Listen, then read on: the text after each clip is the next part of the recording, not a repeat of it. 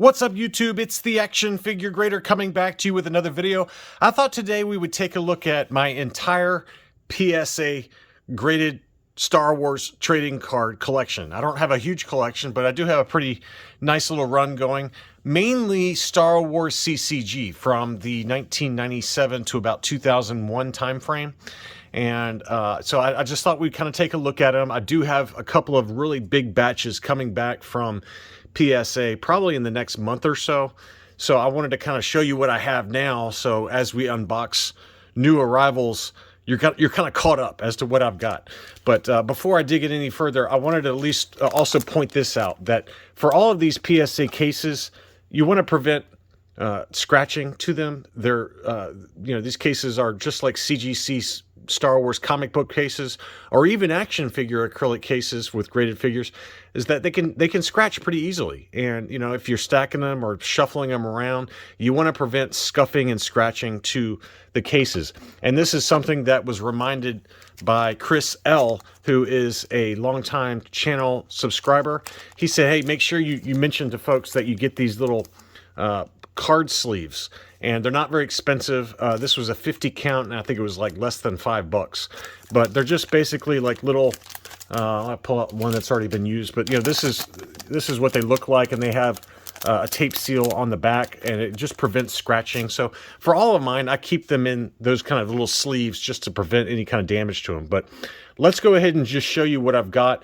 I've got a couple of Star Wars living set cards, and then I got a couple of vintage cards, but mainly my collection so far has been the CGC cards, or the CCG cards. And I don't know why I like these so much. I just do. There's foil and non-foil examples. The Reflections 1, 2, and 3 cards came out between, roughly 2000 and 2001, and they're basically reprints of the original premiere run from 1997. And I've got some examples of those, 1996, 1995. And all they did was they basically updated a lot of those cards. They released some new cards, but a lot of the reissued cards have this foil kind of finish to it. So this is the 2000 Reflections foil for Chewbacca. Really awesome looking card. And this is the foil PSA 9. So that's that. I'm going to do a really quick rapid fire of these that came back from PSA. I've already shown you all these, but I wanted to at least just document everything in my collection in one video. And all of these I've already shown you, but I got a PSA 9 foil Slave 1, and that's one I picked up from Fonti's Finds on eBay. He's got really great quality cards, and that one got the PSA 9 that I submitted myself.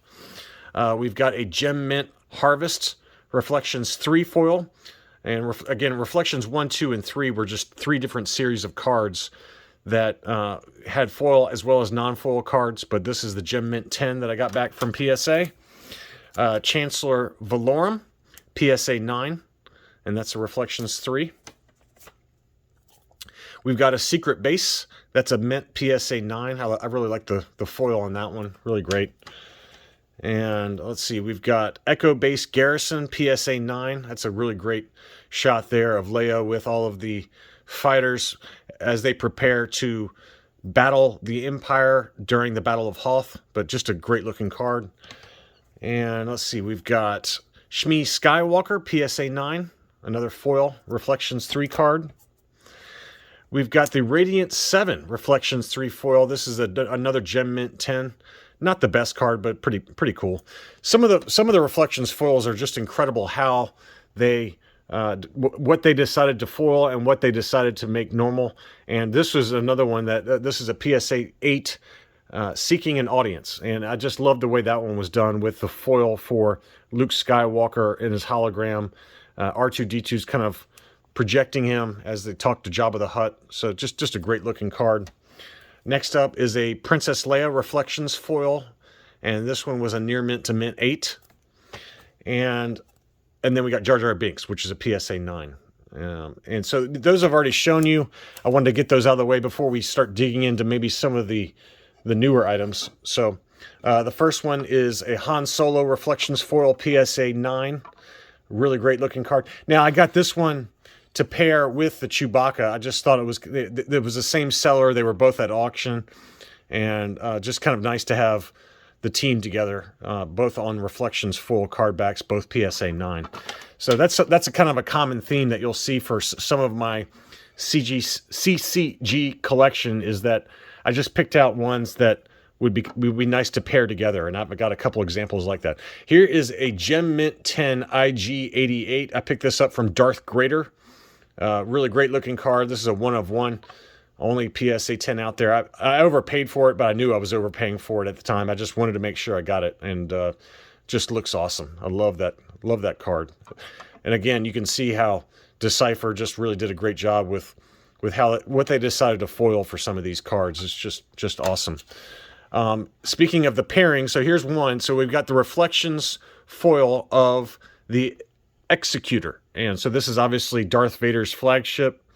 And they always have lots of really cool kind of information on the card. And the flagship of Death Squadron, over 8 kilometers long, carries 38,000 troops, can conquer entire star systems by sheer intimidation. I just love the way that they describe some of these cards. So I really do like the ship cards. I just think that it's cool to have a lot of the Star Destroyers and things like that. And I've got a number of those at grading. Now to pair with that, I've got the original. So this is an example of what I was talking about at the beginning of the video. So this is the 1997 non-foil of the same card back, the Executor. And so, you know, where possible and where the price is appropriate, you know, if I can get the foil card back along with the original 1997 release. So this is the 2000 Reflections foil, which is basically a reissue of the non-foil example from 1997. So also there's Japanese cards, and I'll show you an example of that where I've paired the US card versus the Japanese card. Next one up is Greedo. This is from A New Hope Limited from 1996. One of the very early Decipher card backs. This is another PSA 9. Great looking card. I have this one in a foil that's at PSA right now, so it'll be kind of cool to have the foil as well as the non-foil version of Greedo. Next up, I've got the 1996 release for Death Star, A New Hope Limited. Now there's also a light side foil as well as a dark side foil. So for some of these, you know, this is obviously the dark side since it's got the Imperial logo on the back. But for some of the cards, they made both light side as well as dark side releases, and they're just slightly different cards. But this is just the original issue from A New Hope Limited series, graded PSA 9. Next up is one of my favorites in my collection, and that's the 1998 Decipher Star Wars Princess Leia Organa from Jabba's Palace. So pretty awesome looking card there, and kind of an iconic pose. And again, another PSA 9. I got a great deal on this one. I think I picked this one up again from Darth Grader for maybe $57, and they've sold for quite a bit higher than that. So it was just one of those situations where sometimes you can get an auction where nobody else bids. I bid on a bunch of different Japanese releases last night, hoping to get at least one, but clearly somebody wanted all of them because they overbid on every single one of them, and it went way higher than I could have afforded. So I had to stay away from it. I couldn't, you know, I bid on probably 5 or 6 and I just couldn't win any of them. So I just gave up because I figured that there's one collector out there that just wanted to buy all of them. But they were some beautiful Japanese PSA 9s that sold yesterday on eBay. But here's the Super Laser. This is a Reflections foil, again, PSA 9. And this is another example of what I'm talking about. It's just really cool what they decided to foil and what they didn't. You know, you've got the Death Star gunners here. You've got the kind of Super Laser that's foiled, and then some of the kind of, you know, parts that are used to create the laser are also foiled. So it's just a great looking card. PSA 9 again. Where possible, I usually try to get PSA 9s and 10s. There's not many 10s out there, but this is a Reflections foil for Grand Moff Tarkin, another one of my favorites. And again, they didn't foil him, but they foiled like his badges and kind of medals on his shirt there, and then some of the background. But for some of the cards, they decide to foil the actual character. It just depends. But this is a beautiful PSA 9. Really glad I got that one. I got this one from the same seller that had the foil Chewbacca and Han Solo. But just an awesome looking photo there of Peter Cushing. Next up, we've got a PSA 10 Gem Mint General Calrissian. Look how awesome that card is. This is, I believe, another 1 of 1. It's the only PSA 10 on the population report right now. But just a great kind of 3D effect with that foiling, and just really crisp cards. I just love the way they look. A fair pilot, Lando was given the rank of general for a little maneuver at the Battle of Sanab, willing to lead rebel starfighters in a crazy attack. So again, you know, that's one of the things, one of the big attractions to me for these CCG cards is that they have little snippets, or they include little kind of lines from the original movies to kind of accentuate and kind of dive into a little bit more depth on either the character or the event or the ship or whatever. It's just kind of a nice touch that is missing from a lot of other different Star Wars card series, trading card series. And it's just, you know, obviously these were played like Pokemon or Magic the Gathering, but they haven't really taken off in price for the most part. You can still get really good deals on a lot of these in very high grade, even though they're fairly old. I mean, most of these are, you know, 20 plus years old.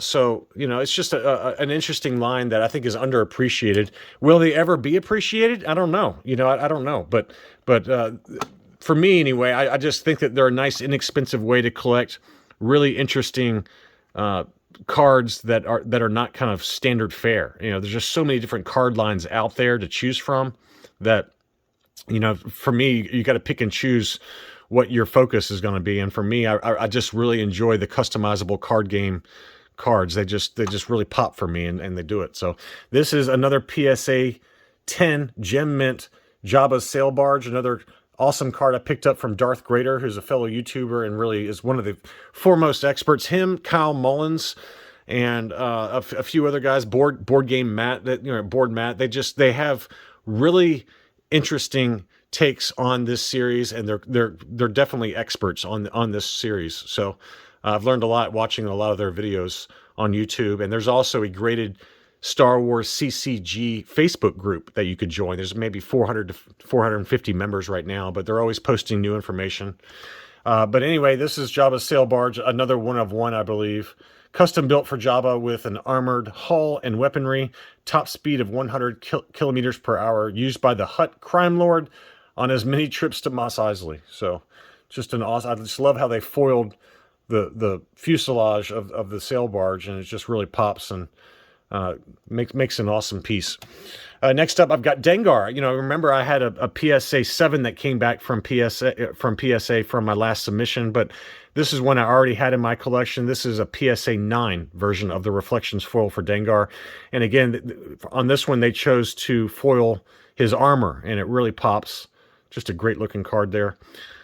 So I've only got, for the bounty hunters, I've really only got Dengar and IG-88 so far. As I talked about earlier, you know, I do have a couple of nice R2-D2s. So this is the Reflections foil from 2000 in a PSA 9 for R2-D2. And then I also have the same foil, I'm sorry, the non-foil. This is the non-foil Japanese version. And so you can see all the Japanese language on there. So I don't have many of these Japanese cards, but I think they're awesome when you have the U.S. release, and you know, this is obviously the first issue from 1997 from A New Hope Limited, but this is for the Japanese market. And then I've got the U.S. re-release as part of the Reflections foil. So just another nice pairing that looks fantastic together. Next up, I've got Son of Skywalker. This is from 1997 from the Dagobah series. This is kind of one of the few main key cards from the Dagobah line of cards from 1997. Yoda being another one, obviously, but it just covers a lot of the events of The Empire Strikes Back, Luke's training, things like that. I do have a number of non-special or, you know, fairly common or maybe slightly uncommon Dagobah cards that are at PSA right now that I should have back again probably in the next 2 or 3 weeks. But this is one of the main cards from that series. And again, it was a PSA 9. And I believe I also picked this one up from Darth Grader. It's just a very small community that actually collects these graded. And, you know, so you're not going to be buying. There's maybe 3 or 4 guys that really grade and sell these. And I'm a happy buyer. You know, if I have the money, I will certainly buy these. But this is Jodo Cast. Again, another purchase from Darth Grader. This is just a fantastic Reflections 2 foil. It looks like Boba Fett, and it even says that on the card here. It says, perfectionist, equipped with Mandalorian armor and a jetpack.